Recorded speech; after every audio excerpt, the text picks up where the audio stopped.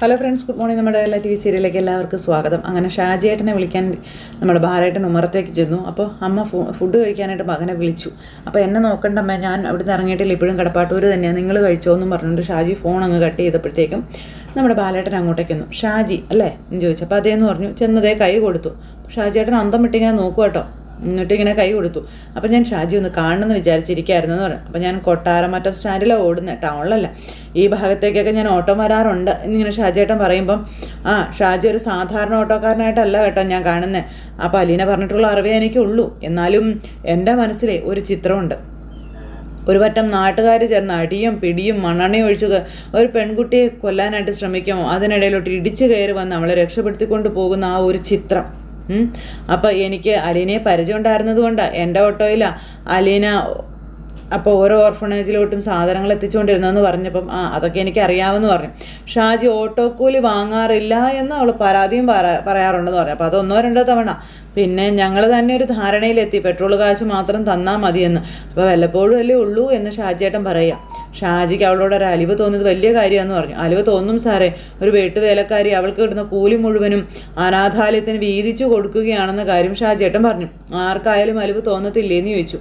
അപ്പോൾ അത് കേട്ടപ്പം അതെ, നന്മയുടെ പ്രതിഫലം നമുക്ക് നേരിട്ട് നമ്മുടെ കൈകളിലോട്ട് കിട്ടത്തില്ല ഷാജി, അത് വേറൊരു സ്ഥലത്ത് വേറൊരു വഴിയിൽ വേറൊരു രൂപത്തിലായിരിക്കും തിരിച്ചു കിട്ടുക എന്ന് ഷാജിയേട്ടനോട് പറയുക. എന്തായാലും എനിക്ക് ഷാജിയെ കണ്ടതിൽ ഒരുപാട് സന്തോഷമുണ്ട് കേട്ടോ എന്ന് പറഞ്ഞു. സാറിനെ ഞാൻ മുമ്പും കണ്ടിട്ടുണ്ടെന്ന് പറഞ്ഞു. സ്വർണ്ണക്കടയിലോട്ട് ഞാൻ പലതവണ ഓട്ടം വന്നിട്ടുണ്ടെന്ന് പറയുമ്പം ബാ നമുക്ക് ഊണ് കഴിക്കാമെന്ന് പറഞ്ഞു. അയ്യോ വേണ്ട സാറേ, വീട്ടിലെ അമ്മ അനിയത്തി അതൊക്കെ നമുക്ക് എപ്പോഴും ഉള്ള കാര്യങ്ങളല്ലേ, ആദ്യമായിട്ടല്ലേ ഇവിടെ, ബാ നമുക്ക് കഴിക്കാം, ശരണ്യ അമ്മയൊക്കെ അവിടെ ഉണ്ട്, നമുക്ക് ഒരുമിച്ചിരുന്ന് കഴിക്കാം, വരാൻ പറഞ്ഞ് നിർബന്ധിച്ച് വിളിക്കുമ്പോഴത്തേക്കും അയ്യോ ഞാൻ ഒരു വിഷമം വിചാരിക്കരുത്, അലീനയുടെ ചങ്ങാതിയല്ലേ, വാ, അവരുടെ ഫ്രണ്ട്സ് എല്ലാം ഞങ്ങളുടെ അതിഥികളാണെന്ന് പറഞ്ഞു. അലീന ഇവിടുത്തെ വേലക്കാരിയാണെന്നാണ് എന്നോട് പറഞ്ഞിട്ടുള്ളത്, പക്ഷേ ഇവിടെ വന്നപ്പോൾ വേറൊരു രീതിയാണെന്ന് പറഞ്ഞപ്പം അതൊക്കെ അവരുടെ എളിമ കൊണ്ട് പറയുന്നതല്ലേ, അവളാണ് ഇവിടുത്തെ ജാൻസി റാണി എന്ന് നമ്മുടെ ബാലേട്ടൻ പറയുന്നു. ദേ പൊട നയിക്കുന്നത് അവളാണെന്നൊക്കെ പറഞ്ഞു. അങ്ങനെ നമ്മുടെ ബാലേട്ടൻ വിളിച്ചുകൊണ്ട് വന്നിട്ട് രോഹിത്തെ വാടാന്നും പറഞ്ഞ് രോഹിത്തിനെയും വിളിച്ചു. അങ്ങനെ അവരെല്ലാവരും ഫുഡ് കഴിക്കാനായിട്ട് പോവുകയാണ്. ഇത് കഴിഞ്ഞതിന് ശേഷം പിന്നെ കാണിക്കുന്നത് ശരണ്യയും അമ്മയും കൂടെ അവിടെ പോയി. ശരണ്യയുടെ വീടാണ്. അപ്പം അച്ഛൻ വന്നപ്പോഴത്തേക്കും അവരെന്ത് ചെയ്യുന്നു ചോദിച്ചു. അവരിതുവരെ പോയിട്ട് വന്നില്ലേ എന്ന് ചോദിച്ചു. അപ്പം അച്ഛനും ഞാനും ഇവിടെ ഒറ്റയ്ക്കാണെന്ന് പറഞ്ഞത് മനസ്സിലായില്ലേ, അവരോട് ഉണ്ടെങ്കിൽ ഞാൻ വാതിലടിച്ച് പോകും അച്ഛാന്ന് മകൻ അച്ഛനോട് ചോദിക്കാം. അവർ തന്നെ പരിപാടിയെ കാണിക്കുന്നേ, പോയിട്ട് പെട്ടെന്ന് വരണമെന്ന് ഞാൻ പറഞ്ഞായിരുന്നല്ലോ, നീ ഒന്ന് അമ്മയെ വിളിക്കാൻ പറഞ്ഞു. അപ്പോൾ വിട്ട ആൾ തന്നെ അങ്ങ് വിളിച്ചാൽ മതി, പൊന്നുമോള് താളത്തിനകത്തങ്ങ് തുള്ളിയതല്ലേ എന്നൊക്കെ ചോദിച്ചു. ഞാൻ വിളിച്ചോളാമെന്ന് പറഞ്ഞു. അച്ഛൻ ഫോൺ എടുക്കുക വിളിക്കാനായിട്ട്. അപ്പോഴേ അമ്മ ഫോൺ എടുത്തു. നിങ്ങളിത് എവിടെയാണെന്ന് ചോദിച്ചു. ഞങ്ങളെ ഭക്ഷണം കഴിക്കുക, ഇപ്പം ഇറങ്ങും, വിളിക്കാവേ എന്നും പറഞ്ഞുകൊണ്ട് അമ്മ ഫോൺ അങ്ങ് കട്ട് ചെയ്തു. എന്ന് പറഞ്ഞു അവരെവിടെ എത്തിയെന്ന് ചോദിച്ചു മകൻ അച്ഛനോട് ചോദിക്കുമ്പോൾ അവരവിടെ കഴിച്ചുകൊണ്ടിരിക്കുക, ഇപ്പം ഇറങ്ങുമെന്ന്. ഓഫ് പൊളി നന്നായിട്ടുണ്ട്, എന്നാൽ പിന്നെ ചായ കുടിയും അത്താഴക്കഴുപ്പും കൂടെ നടത്തി ഒരു ദിവസം അവിടെ നിന്നിട്ടും കൂടെ വന്നാൽ മതി എന്നൊക്കെ പറയാം. മകൻ നടത്തി കൊടുക്കുക മോളുടെ ആഗ്രഹങ്ങളൊക്കെ എന്നും പറഞ്ഞുകൊണ്ട് ദേഷ്യപ്പെട്ട് മകൻ അവിടെ നിന്ന് അങ്ങ് പോയി. അച്ഛൻ ഇങ്ങനെ അവിടെ നിരാശപ്പെട്ട് നിൽക്കുന്നിട്ട് അകത്തേക്ക് കയറി പോയിട്ടോ. ഭക്ഷണമൊക്കെ കഴിച്ചതിന് ശേഷം അവർ നേരെ അലീനയുടെ അടുത്തേക്ക് വന്നു. അപ്പോൾ അലീനയുടെ ഫുഡൊക്കെ അവിടെ ഇരിക്കുക. ശരണി ചോദിച്ചു, ചേച്ചി കഴിച്ചില്ലേന്ന്. അത് നിങ്ങൾ കഴിച്ച ഭക്ഷണമല്ല, കഞ്ഞിയും ചമ്മന്തിയും പപ്പടമൊക്കെയാണ്. അപ്പം ഞാൻ രോഗിയല്ലേ എന്ന് ചോദിച്ചു. അപ്പോൾ കഴിക്കാത്തത് എന്താണെന്ന് ചോദിച്ചു. അപ്പോൾ ചൂട് കഞ്ഞിയാ, ഇത്തിരി കഴിയട്ടെ എന്നും നിങ്ങൾ ചോറുണ്ടില്ലേ എന്നും അലീന ചോദിക്കുക കേട്ടോ. അപ്പോൾ വയറ് നിറച്ച് കഴിച്ചെന്ന് പറഞ്ഞു. അപ്പോൾ എങ്ങനെ ഉണ്ടായിരുന്നു എന്ന്. സൂപ്പറല്ലേ, എനിക്ക് ഒത്തിരി ഇഷ്ടപ്പെട്ടു. അമ്മയ്ക്കോ എന്ന് ശരണെ ചോദിക്കുമ്പം ചോദിക്കാനുണ്ടോ, നന്നായിരുന്നു അമ്മയും പറഞ്ഞു. പിന്നെ ഷാജേട്ടൻ കഴിച്ചോ എന്ന് ചോദിച്ചു അലീന. കഴിച്ചെന്ന് പറഞ്ഞു. എന്നാൽ പിന്നെ ഞങ്ങൾ പോയിക്കോട്ടെ കുഞ്ഞെന്ന് അമ്മ ചോദിക്കുക. ഷാജി ധൃതി വയ്ക്കുക, അവനെങ്ങോട്ട് ഓട്ടം പോകാനുണ്ട്, ഞങ്ങളെ വീട്ടിൽ കൊണ്ടുവന്ന് വിട്ടിട്ട് വേണം അവന് പോകാനെന്ന് പറയുമ്പം ശരി ആയിക്കോട്ടെ എന്ന് പറഞ്ഞു. അപ്പോൾ എനിക്ക് പോകാൻ ഒട്ടും മനസ്സ് വരുന്നില്ല എന്നും പറഞ്ഞ് ശരണ്യ നമ്മുടെ അലീനയെ കെട്ടിപ്പിടിച്ചു. ഞാൻ ഇടയ്ക്കൊക്കെ ചേച്ചിയെ കാണാൻ വരുമെന്ന് പറയുമ്പോൾ അലീന അതിനെ കെട്ടിപ്പിടിച്ച് നെറ്റിയിലൊരു ഉമ്മയൊക്കെ കൊടുത്തു. അപ്പോൾ പോട്ടോ കേട്ടോ എന്ന് അലീന പറഞ്ഞു. പിന്നെ അലീനയ്ക്ക് ശരണ്യ ഒരു ഉമ്മയൊക്കെ കൊടുത്തു. പോവാട്ടെ ചേച്ചി, അപ്പോൾ ചെന്നിട്ട് വിളിക്കാവേ എന്ന് പറഞ്ഞു. ഓക്കെ എന്ന് അലീനയും പറഞ്ഞു. അങ്ങനെ അവർ പോകുന്നു. അലീന എന്നിട്ട് ഇങ്ങനെ സന്തോഷത്തോടെ അവരിയ്ക്കുക. പുറത്തേക്ക് ഇറങ്ങി എല്ലാവരോടും, അതായത് ബബിതയോടും കൃഷ്ണയോടും ഒക്കെ യാത്ര പറഞ്ഞു. അപ്പോൾ എന്നാൽ പിന്നെ ഞങ്ങൾ ഇറങ്ങട്ടെ, ഒരുപാട് നേരമായി വന്നിട്ട് എന്നൊക്കെ പറഞ്ഞു. അങ്ങനെ കൃഷ്ണയോടും യാത്ര പറഞ്ഞു. അപ്പോഴത്തേക്കും നമ്മുടെ രോഹിത്ത് ഇറങ്ങി വന്നു. അതെന്താ അവളോട് മാത്രം എന്ന് ബബിത ചോദിച്ചപ്പം ഈ കൊച്ച എനിക്ക് ചോറും കറിയെല്ലാം വിളമ്പി തന്നെ എന്നിങ്ങനെ നമ്മുടെ ചേച്ചി ഇങ്ങനെ പറഞ്ഞപ്പോൾ അപ്പം ഞാനല്ലേ ചായ തന്നെന്ന് ചോദിച്ചു ബബിത. അയ്യോ അതെ, അത് എനിക്ക് നിങ്ങളെ രണ്ടുപേരെയും ഒത്തിരി ഇഷ്ടമായി എന്ന് പറഞ്ഞു. ആ അങ്ങനെ പറയാൻ ഭവിതി അന്നേരം പറയാം, പെട്ടെന്ന് പോവാം എന്നും പറഞ്ഞുകൊണ്ട് ഇവർ വന്ന് ഓട്ടോയിൽ കയറി അങ്ങനെ യാത്ര പറഞ്ഞു. അപ്പോൾ രോഹിത്തും തൊട്ടരികിൽ വന്ന് നിൽപ്പുണ്ട്. അങ്ങനെ അവർ പോയി. അപ്പോൾ രോഹിത്തിന് മനസ്സിന് ഒരുപാട് ആശ്വാസമായിട്ടോ. ഭവിതയും കൃഷ്ണകത്തേക്ക് കയറിപ്പോയി. രോഹിത്ത് ഇങ്ങനെ അവർ പോകുന്നത് നോക്കി അവിടെ നിൽക്കുന്നു. കുറച്ച് കഴിഞ്ഞപ്പോൾ പിന്നെ രേവതിക്കുട്ടിയുടെ ഫോണിലേക്ക് ഒരു കോള്. അപ്പോൾ മാമച്ചനും ഗ്രേസ്മയും കൂടെ അങ്ങോട്ടേക്ക് വന്നു. അപ്പോൾ ഈ കോള് കണ്ടു. രേവതിക്കുട്ടി എന്ന് പറഞ്ഞ് വിളിക്കുക. അപ്പോൾ രേവതിക്കുട്ടിയെ കാണാത്തതുകൊണ്ട് മാമച്ചൻ ആ കോൾ എടുത്തു. ഹലോ എന്ന് പറഞ്ഞു മാമച്ചായൻ ഹലോ വെച്ചപ്പോൾ ഇത് രേവതിക്കുട്ടിയുടെ നമ്പർ അല്ലേ എന്ന് ചോദിച്ചു. അപ്പോൾ രേവതിക്കുട്ടിയുണ്ട്, പക്ഷെ ഇപ്പോൾ ഇല്ല എന്ന് മാമച്ചായൻ. ആരായി വിളിക്കുന്നതെന്ന് ചോദിച്ചു. അപ്പോൾ എനിക്ക് മനസ്സിലായില്ല, ഇത് രേവതിക്കുട്ടിയുടെ നമ്പർ അല്ലേ എന്ന് ചേച്ചി ചോദിക്കുക. അതാ മഠത്തിലെ സിസ്റ്ററാണ് വിളിച്ചത്. ഇത് രേവതിക്കുട്ടിയുടെ ഫോൺ തന്നെയാണ്, അവളെ ഇപ്പോൾ കണ്ടില്ലേ, കാണുമ്പോൾ ആര് വിളിച്ചെന്ന് പറയണമെന്ന് ചോദിച്ചു. ഇത് മിസ്റ്റർ മാമച്ചനാണോ ഫോൺ എടുത്തിരിക്കുന്നതെന്ന് ചോദിച്ചു. അതേലോ മാമച്ചനാണ് ഫോൺ എടുത്തിരിക്കുന്നത്, ഞാൻ ത്യാഗഭവനത്തിൽ നിന്നാണ് വിളിക്കുന്നത്, സുപ്പീരിയർ ആഗ്നസാണ് വിളിക്കുന്നതെന്ന് പറഞ്ഞപ്പോൾ പറഞ്ഞോളൂ സിസ്റ്റർ. അതെ, ത്യാഗഭവനത്തിൽ നിന്നാ അവിടുന്നാണ് വിളിക്കുന്നത്. രേവതിക്കുട്ടി ഒന്നും ലൈനെ കിട്ടാൻ മാർഗമുണ്ട്, ഒരു അർജൻറ്റ് കാര്യം സംസാരിക്കാനായിരുന്നു എന്നിങ്ങനെ പറയുമ്പോഴേക്കും അവൾ വന്നാൽ ഉടനെ ഞാൻ സിസ്റ്ററെ വിളിക്കാൻ പറയാമെന്ന് പറഞ്ഞു. അപ്പോൾ ഓക്കെ താങ്ക് യു പറഞ്ഞു ഫോൺ അങ്ങ് കട്ട് ചെയ്തു. അപ്പോൾ മാമച്ചൻ എന്ത് പണി കാണിച്ചേ, എന്ത് കാര്യം ചോദിച്ചുകൂടായിരുന്നു എന്ന് ചോദിച്ചു. അതെങ്ങനെയാണ് ചോദിക്കുന്നത്, രേവതിക്കുട്ടിയോട് എന്തോ പറയാനാണെന്ന് പറഞ്ഞു. ഇനിയിപ്പോൾ ചിന്നുമോളുടെ വല്ല കാര്യം പറയാനാണോ, അതൊന്ന് ചോദിക്കണ്ടായിരുന്നു എന്ന് ചോദിച്ചു. അതെന്നേരം എൻ്റെ തലയിൽ പോയില്ല എൻ്റെ ഗ്രേസമ്മേ, എൻ്റെ തലയിൽ പോയി കേയില്ല ഗ്രേസമ്മ, കള്ളത്തരം കാണിക്കാൻ ഭയങ്കര ബുദ്ധിയാണല്ലോ, ഇതിന് മാത്രം ബുദ്ധിയൊന്നുമില്ല അല്ലേ എന്ന് ചോദിച്ച് ദേഷ്യപ്പെടുന്നു. ഇങ്ങനെ ഒരു മനുഷ്യൻ എന്ന് പറഞ്ഞുകൊണ്ട് രണ്ടുപേരും കൂടി ഇങ്ങനെ നിൽക്കുന്നു. പിന്നെ ടെൻഷനായി. അപ്പോഴത്തേക്ക് നമ്മുടെ രേവതിക്കുട്ടി ഓടി ഇറങ്ങി വന്നു. നീ ഇതെവിടെയായിരുന്നു എന്ന് ചോദിച്ചു. അപ്പോൾ ഞാൻ മുകളിൽ ബാത്റൂമിൽ കുളിക്കായിരുന്നു എന്ന് പറഞ്ഞു. അപ്പോൾ ഫോൺ എടുക്കാൻ മറന്നു പോയതാ, അതിനിടയിൽ ഇപ്പോൾ എന്താ സംഭവിച്ചതെന്ന് ചോദിച്ചു. പറഞ്ഞുകൊണ്ടെന്നാൽ ഗ്രേസ്മയ്ക്ക് ദേഷ്യപ്പെടുക. ഫോണിങ് തരാൻ പറഞ്ഞ് മാമച്ചാൻ്റെ അതിന് തട്ടി പറിച്ചു മേടിച്ചു. ത്യാഗഭവനിൽ നിന്ന് വിളിച്ചിട്ടുണ്ടായിരുന്നു, എന്തോ അത്യാവശ്യ കാര്യമുണ്ടെന്ന്, നിന്നോട് വേഗം തിരിച്ചു വിളിക്കാൻ പറഞ്ഞെന്ന് പറഞ്ഞു. അപ്പോഴത്തേക്കും നമ്മുടെ രേവതിക്കുട്ടിക്ക് ഭയങ്കര ഒരു വെപ്രാളം. ഈ മാമച്ചൻ ഒന്നും ചോദിച്ചില്ല, നീ ഒന്ന് വേഗം വിളിച്ചേ എന്ന് പറഞ്ഞുകൊണ്ട് വിളിപ്പിക്കുക. അപ്പോൾ ഹലോ സിസ്റ്റർ എന്ന് പറഞ്ഞ് രേവതിക്കുട്ടി വിളിച്ചു. ഞാൻ രേവതിക്കുട്ടിയാണെന്ന് പറഞ്ഞു. രേവതിക്കുട്ടി, അപ്പോൾ എന്ത് പറ്റി സിസ്റ്ററെ, ചിന്നുമോൾ ഓക്കെ അല്ലേ, അവൾക്ക് കുഴപ്പമൊന്നുമില്ലല്ലോ? അപ്പം ചിന്നുമോൾക്ക് കുഴപ്പമൊന്നുമില്ല, അവൾ സുഖമായിട്ടിരിക്കുകയാണെന്ന് പറഞ്ഞു. അപ്പോൾ അത് കേട്ടപ്പോൾ ആശ്വാസമായി രേവതിക്കുട്ടിക്കും. അർജൻറ്റാണെന്ന് പറഞ്ഞപ്പോഴേ ഞാനാകെ അങ്ങ് പേടിച്ചു പോയി സിസ്റ്ററെ. കാര്യം അർജൻറ്റ് തന്നെയാണ്. ചിന്നുമോളുടെ ഏത് കാര്യത്തിനും നിങ്ങളോട് കൂടി അഭിപ്രായം ചോദിക്കണമെന്ന് പറഞ്ഞിട്ടുണ്ടായിരുന്നല്ലോ, അതാണ് വിളിച്ചതെന്നുള്ള കാര്യം പറഞ്ഞപ്പം എന്താ സിസ്റ്ററെ കാര്യം, എന്തെങ്കിലും പ്രശ്നമുണ്ടോ എന്ന് ചോദിച്ചു.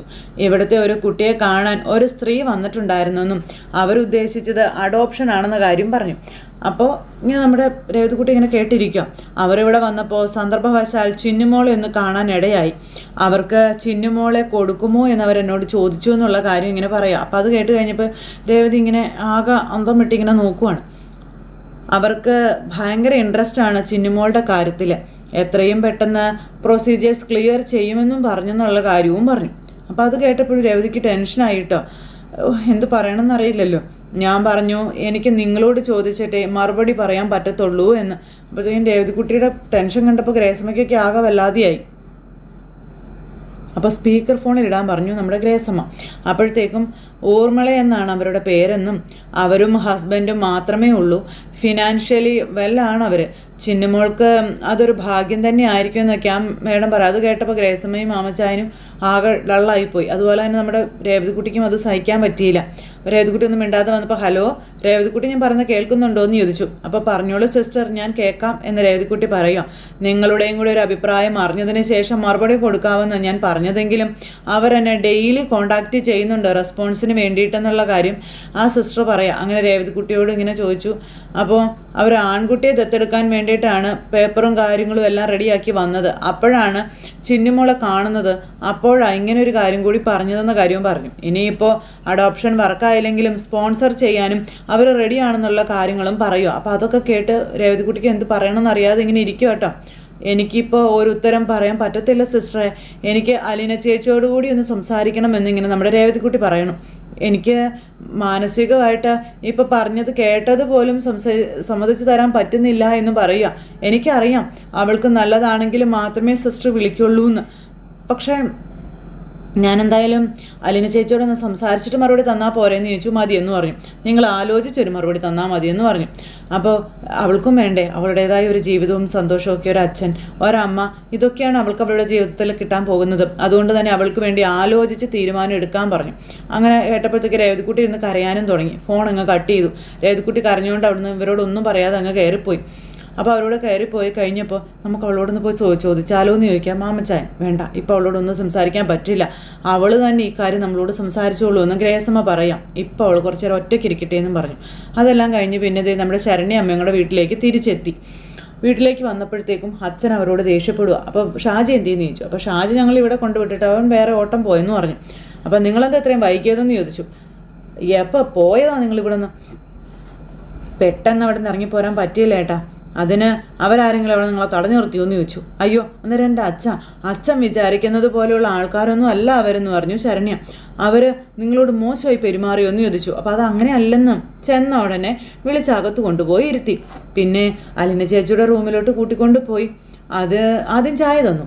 അത് കഴിഞ്ഞ് അവരുടെ ഊണും കഴിച്ച് അവിടെ എല്ലാവരുടെ ഒപ്പം ഇരുന്ന് ചോറ് വരെ വിളമ്പി തന്നു. അച്ഛൻ ഷാച്ചനോടും ചോദിച്ചു നോക്കിയേ എന്നാ നല്ല പെരുമാറ്റമായിരുന്നെന്ന് അറിയാവോ എന്നൊക്കെ ചോദിക്കുക. അപ്പോൾ അതൊക്കെ കേട്ടോണ്ട് ആങ്ങളെ കയറി വരുന്നത്. എവിടെയായിരുന്നു ഇത്രയും നേരം എന്ന് ചോദിച്ചു ദേഷ്യപ്പെട്ട മകൻ വരുന്നത്. ഞങ്ങളിവിടെ കണ്ണും കാതും കൂർപ്പിച്ചിരിക്കാൻ തുടങ്ങിയിട്ട് നേരം കുറയെന്ന് പറയും. അപ്പോൾ ആ വീട്ടുകാരുടെ സ്നേഹം ഇടപെടലും കണ്ട് അവിടുന്ന് പോരാൻ തോന്നത്തില്ല എന്ന് പറയാം. അവർ തേനും പാലും ഒക്കെ തരും, അതൊന്നും കണ്ട് മയങ്ങിയേക്കരുത്. അവർക്ക് അവരുടെ മകനെ കേസിൽ നിന്ന് ഊരിയെടുക്കണം. അതിന് വേണ്ടിയിട്ട് എന്ത് അഭ്യാസം വേണമെങ്കിലും അവർ കാണിക്കുമെന്നുള്ള കാര്യമൊക്കെ പറയുമ്പോൾ ഗോപേട്ടൻ കണ്ണും അടച്ച് ചുമ്മാ അങ്ങ് ഓരോന്ന് തട്ടിവിടല്ലേ, അവരൊക്കെ നല്ല മനുഷ്യരാ, യാതൊരു വലിയ ഭാവം ഇല്ലാത്തവരാണെന്നൊക്കെ ശരണ്യ നേരം പറഞ്ഞു. അപ്പം അങ്ങനെയല്ല ഗോപ, ഞങ്ങൾക്ക് മനുഷ്യരോട് ഇടപഴകുമ്പോൾ മറിയരുതോ എന്ന് ചോദിച്ചു. ആ ബാലചന്ദ്രൻ സാറ് പോലും എന്നാ മര്യാദക്കാരനാണെന്ന് അറിയാവോ എന്നൊക്കെ ഇങ്ങനെ ചോദിക്കാം അമ്മ. ശരണ്യ മോളോട് ക്ഷമ ചോദിക്കുകയായിരുന്നു. അത് കണ്ടപ്പോൾ എൻ്റെ കണ്ണ് നിറഞ്ഞു പോയെന്ന് അമ്മ പറയുവാണ്. പിന്നെ ആ രോഹിത് എന്ന് പറയുന്ന ചെറുക്കൻ പോലും എന്നാ നല്ല പെരുമാറ്റമാണ് എന്നൊക്കെ ഇങ്ങനെ പറയുമ്പോൾ ഞാൻ പറഞ്ഞില്ലേ അമ്മ, കേസിൻ്റെ വിചാരണ വരാൻ പോകുന്നതല്ലേ ഉള്ളൂ, നമ്മളെ സുഖിപ്പിക്കാൻ വേണ്ടി അവർ എന്നാ വേഷം കെട്ട് വേണമെങ്കിലും കാണിക്കുമെന്നൊക്കെ പറയുമ്പം ഇവൻ എന്നാ അറിഞ്ഞുകൊണ്ട് ഈ പറയുന്നതെന്ന് അമ്മ അന്നേരം ചോദിക്കും കേട്ടോ. ആ ബാലേന്ദ്രൻ സാറിൻ്റെ പെൺമക്കൾ പോലും എന്നാ സ്നേഹത്തിലാണ് പെരുമാറിയത് അല്ല മോളെ എന്നൊക്കെ ചോദിക്കുമ്പം ആ അതെ. അപ്പോൾ എന്നോടൊക്കെ കുറേ വർത്തമാനം പറഞ്ഞാ അവരാ ചായ തന്നതും ചോറ് വിളമ്പി തന്നതും എല്ലാം.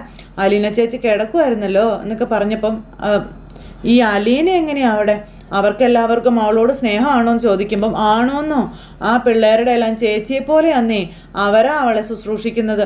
ചായയും കാപ്പിയും കഞ്ഞിയും എല്ലാം അവർ തന്നെ ഉണ്ടാക്കി അലീനയുടെ മുറിയിൽ കൊണ്ടുപോയി കൊടുക്കുമെന്നും അലീനയുടെ മുറി ഒന്ന് കാണണം, ഇവള് വിളിക്കുന്നത് പോലെ തന്നെയാ ആ പിള്ളേരും അലീനെ വിളിക്കുന്നത്, അലീന ചേച്ചീന്ന്. അപ്പം ദേ എന്നാ സ്നേഹമാ അവർക്കെല്ലാം അതിനോടെന്നൊക്കെ ഇങ്ങനെ പറഞ്ഞു കേട്ടോ. അപ്പോൾ എനിക്കിതൊന്നും വിശ്വസിക്കാൻ പറ്റത്തില്ലെന്ന് മകൻ ഇവരെ സോപ്പിട്ട് പതപ്പിച്ച് കുളിപ്പിച്ച് സുഖിപ്പിച്ച് വിട്ടേക്കാണെന്ന് പറയാം മകൻ. അപ്പം അതെ ഗോപേട്ടനൊന്ന് പോയി നോക്ക്, അപ്പം അറിയാം, അല്ലെങ്കിൽ ഷാജാനോടൊന്ന് പോയി ചോദിക്കാൻ പറഞ്ഞു. ഒന്നും മിണ്ടാതെ ഗോപൻ അന്നേരത്തേക്ക് അങ്ങോട്ട് ഇറങ്ങിപ്പോയി. ഗോപൻ അങ്ങ് പോയി കഴിഞ്ഞപ്പോൾ ശരണ്യ അകത്തേക്ക് കയറിപ്പോയി കഴിഞ്ഞപ്പം അമ്മയും അച്ഛനും കൂടി ഇങ്ങനെ അവിടെ നിന്ന് സംസാരിച്ചു. പിന്നെ അമ്മയും അകത്തേക്ക് കയറിപ്പോയി. പിന്നെ കാണിക്കുന്ന അലീന ഇങ്ങനെ ഇരിക്കുമ്പോൾ അലീനയുടെ പനി അനിയത്തിമാർ രണ്ടുപേരും കൂടെ വന്ന് നോക്കുക. അപ്പോൾ അതെ പനി മാറിയല്ലോ അപ്പോൾ എന്നൊക്കെ പറഞ്ഞുകൊണ്ട് ഇങ്ങനെ നോക്കുക. ഇത് തന്നെയല്ലേ ഞാൻ ആദ്യം പറഞ്ഞു, അപ്പോൾ എന്നെ വിശ്വാസമില്ല എന്ന് അലീന. അതെനിക്ക് തോന്നുന്നതേ ബബിതേച്ചിയുടെ മനസ്സിൽ ആ മുടിയൻ കയറി വന്നെന്നാ, അതായിരിക്കും വിശ്വാസക്കുറവ് എന്നിങ്ങനെ നമ്മുടെ കൃഷ്ണ പറയുമ്പം ദേ കൃഷ്ണ മോളെ അങ്ങനെയൊന്നും പറയരുതെന്ന് പറഞ്ഞു അലീന. സോറി പറയാം മര്യാദയ്ക്ക് എന്ന് പറഞ്ഞു. അപ്പോൾ സോറി എന്ന് അലീനയുടെ മുഖത്ത് നോക്കി പറയുമ്പോൾ മര്യാദയ്ക്ക് പറ പെണ്ണേ എന്ന് പറഞ്ഞു. അപ്പോൾ അതെ സോറി നോക്ക്, അതെ വിശ്വാസം ഇല്ലാത്തത് കൊണ്ടൊന്നുമല്ല, ഉറപ്പ് വരുത്തിയതാണെന്ന് നമ്മുടെ ബബിത പറഞ്ഞു.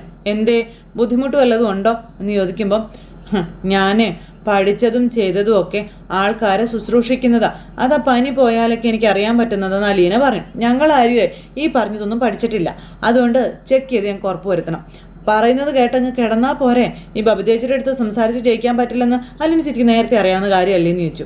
ഓ നീ പിന്നെ പാവമാണല്ലോ, നിന്നെ കാണുമ്പോഴേ അമ്മ വാതിലടച്ച് കുറ്റിയിടുകയാണല്ലോ, നീയാ എന്നോട് സംസാരത്തെ പറ്റി പറയുന്നതെന്നും പറഞ്ഞ് രണ്ടും കൂടെ വഴക്കുണ്ടാക്കുമ്പോൾ ദൈവം ഇത് രണ്ടും കൂടെ ഒന്ന് അടിയുണ്ടാക്കാതിരിക്കാവോ, രണ്ടുപേരും നല്ല പിള്ളേരായിക്കേ എന്നൊക്കെ പറഞ്ഞുകൊണ്ട് ഇങ്ങനെ നമ്മുടെ അലീന പറയുന്നു. എന്നിട്ട് അലീന പുതപ്പൊക്കെ മാറ്റി പതുക്കെ അവിടെ നിന്ന് എഴുന്നേക്കാൻ നോക്കുമ്പോൾ എങ്ങോട്ടാണ് പോണേന്ന് ചോദിച്ചു.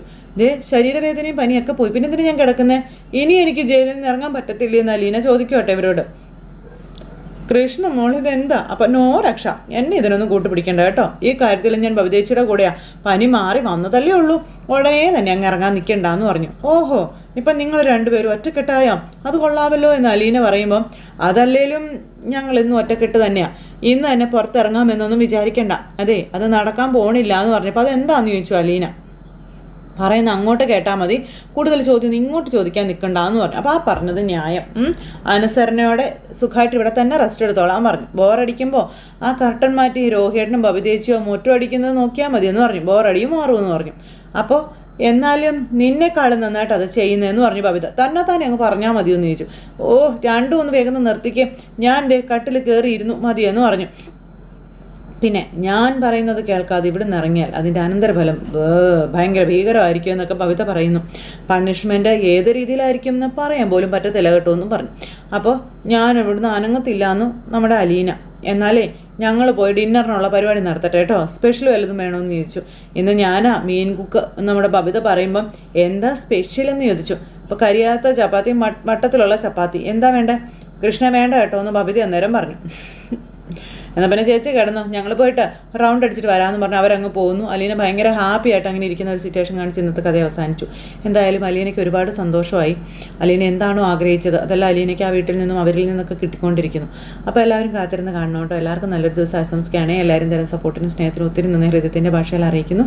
അടുത്ത സൂപ്പർ ഹിറ്റ് കഥമേ കാണുന്നത് വരെ എല്ലാവർക്കും നന്ദി. See again, take care, bye bye, Tata.